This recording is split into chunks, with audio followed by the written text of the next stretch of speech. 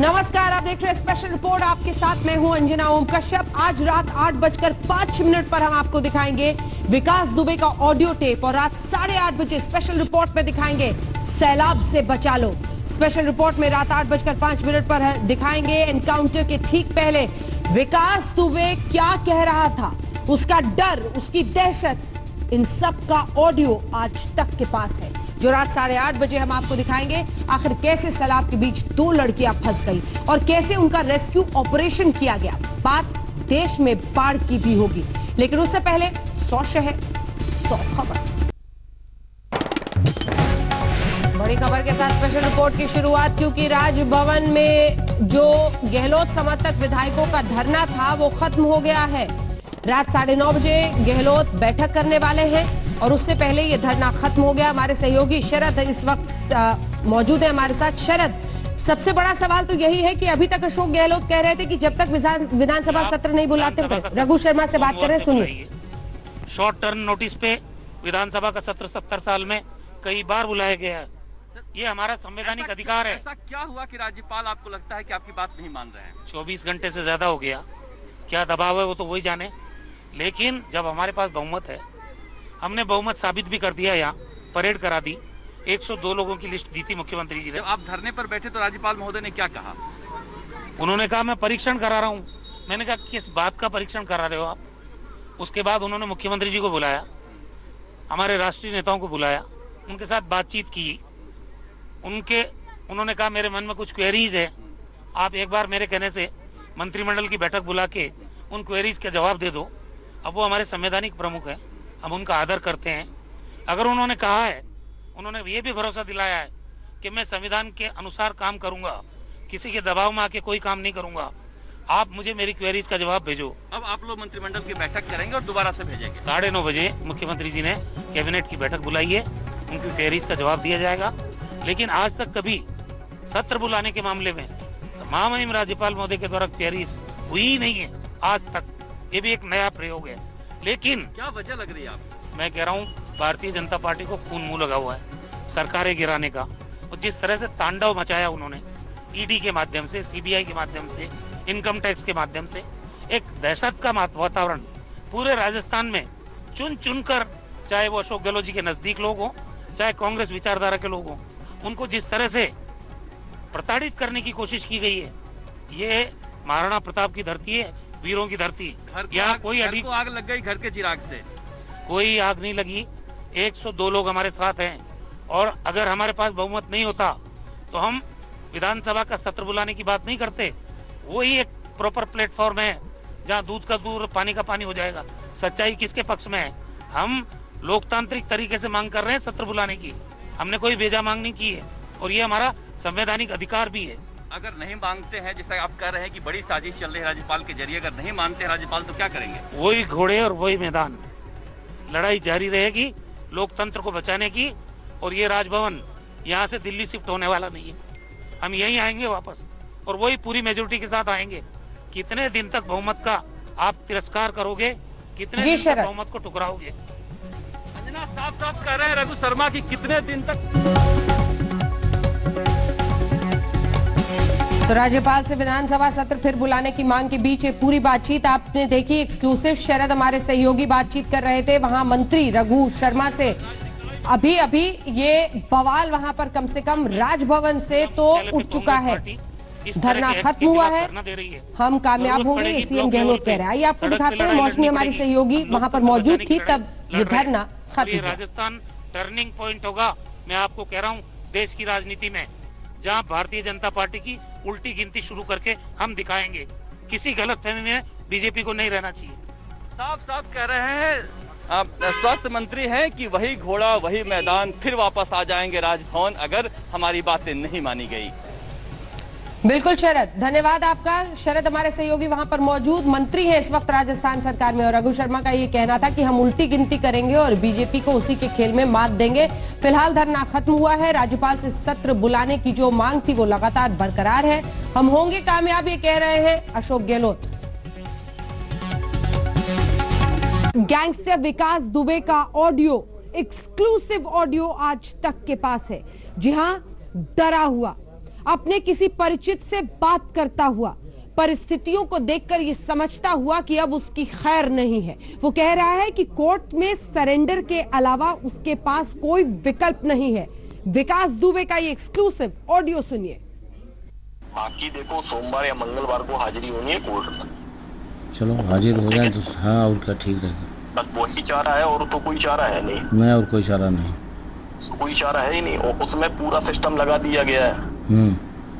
अब दिक्कत ये है कि भाई लोग को थोड़ा ये मुखोरी वाला सिस्टम ना हो, खैर हो नहीं पाएगा, मतलब सिस्टम तो लगा है पूरा। अरे कुछ नहीं होगा यार, बच जाएगा।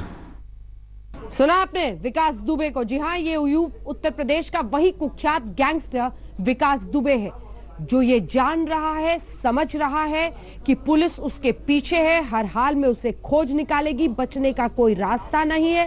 वो ये भी जानता है कि कोर्ट में सरेंडर के अलावा कोई विकल्प नहीं है।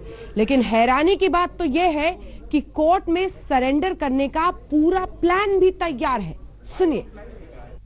नहीं, कोई प्रॉब्लम नहीं है, और अभी की बस हाजिरी हो जाए। अब देखो, दिक्कत तो बहुत ज्यादा है ही, आगे वाले समय में प्रॉब्लम है। आगे क्या हो, लेकिन दिक्कत तो है ही। लेकिन मतलब कुछ है प्रेजेंट टाइम। अच्छा, तो हम उनको बोल देंगे, उसको आप बात कर लेना। सबसे बड़ी समस्या ये है कि गुड्डन से किसी तरह संपर्क, भाई गुड्डन का नंबर नहीं लग रहा, जो संपर्क है। हमारे पास एक नंबर और था जो आप दे रहे, जो आपने भेजा था, वो भी नंबर उससे भी मिलाया हमने, दोनों नंबर बंद है। अच्छा। नहीं, दूसरा वाला तो ऑफ ही है काफी दिनों से वो। अच्छा। हाँ, अब प्रॉब्लम ये है कि भाई मेन करता धरता पूरा गुड्डन के हाथ में था सब। कोई जानकारी, सब कुछ। अभी विनय तिवारी गए हैं, उनके हाथ में, गुड्डन के हाथ में। विकास दुबे का ये एक्सक्लूसिव ऑडियो आप आज तक पर सुन रहे हैं। दरअसल ये वही ऑडियो है जो जांच एजेंसियों के हाथ लगा है। इस ऑडियो में विकास दुबे अपने गुर्गे गुड्डन त्रिवेदी के बारे में पूछताछ कर रहा है। आपको बताते हैं ये गुड्डन त्रिवेदी है कौन और विकास दुबे उसके बारे में आखिर क्यों पूछ रहा है। दरअसल बिकरू गांव में 8 पुलिसकर्मियों की हत्या के बाद विकास दुबे ये समझ गया था कि अब उसके लिए कोर्ट में सरेंडर के अलावा कोई रास्ता नहीं है, और अपने गुर्गे गुड्डन त्रिवेदी के जरिए ही वो इंतजाम कर रहा था कोर्ट में सरेंडर का। अपनी जान बचाने की विकास ने की थी फुल प्रूफ प्लानिंग।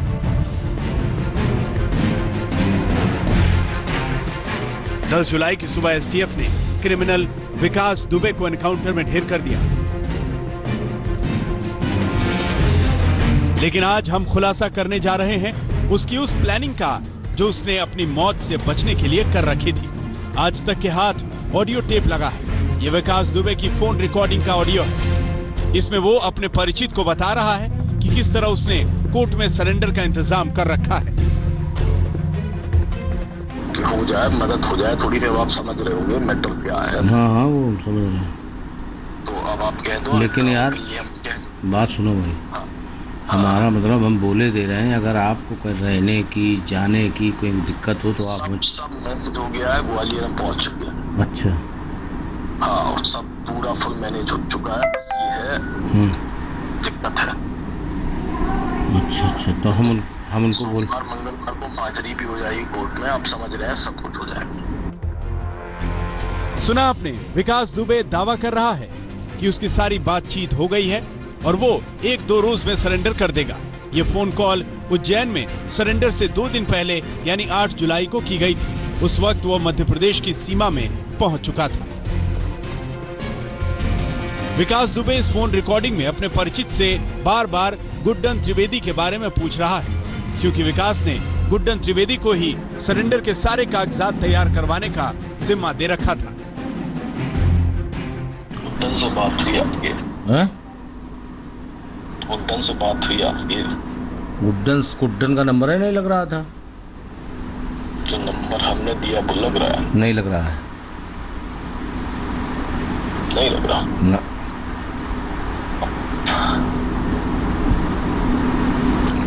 चलिए ठीक।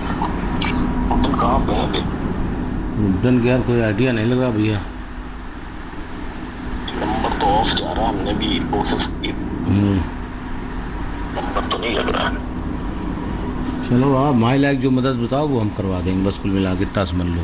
वो हमने सचिन को भी बोल दिया है कि अगर कोई मदद, सचिन अवस्थी को किया था फोन। अरे वो अवस्थी, हाँ। वो ओरिया, हाँ हाँ हाँ उसका नंबर मिला था ओरिया से। हाँ पता आपके रिलेशन में है कोई? हाँ हम उसी लड़का है। उसकी शेखर की वाइफ का कोई रिश्तेदार है? हैं? शेखर की वाइफ का रिश्तेदार कोई? हाँ हाँ हाँ विवाह का? हाँ रिश्तेदार हैं। तो बात हो जाए उससे फिर? तो आप माई लायक बताओ काम, तुम हम करो कह दें उनसे, काम हो जाएगा, तुम्हारा बातचीत हो जाएगी। आप कह दो कि हमारा फोन आया था, फिर जैसा आप कहेंगे फिर पैसा हो जाएगा। ठीक ठीक ठीक ठीक। तो आप उनसे कह दो थोड़ा सा। हम बोले दे रहे हैं।